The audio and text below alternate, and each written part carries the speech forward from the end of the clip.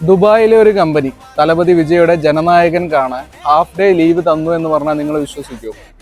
Leave മാത്രമല്ല, ടിക്കറ്റും sponsor ചെയ്ത് കമ്പനിയിലെ എല്ലാവരും കൂടിയാണ് സിനിമയ്ക്ക് പോകുന്നത്. So come on, let's go. ഇന്ന് രാവിലെ 10:30 ഷോയ്ക്ക് ഓഫീസിൻ്റെ അടുത്ത് തന്നെയുള്ള ഖുറൈർ മാളിൽ സ്റ്റാർ സിനിമാസിലായിരുന്നു ഞങ്ങൾ പോയിട്ടുണ്ടായിരുന്നത്.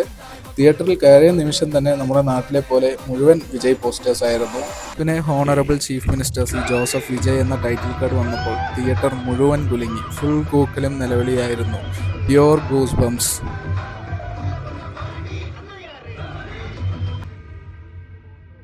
Dance, fight, action, emotional scenes എല്ലാം തന്നെ ഒരു തലപതി ആഘോഷം പോലെ തോന്നി.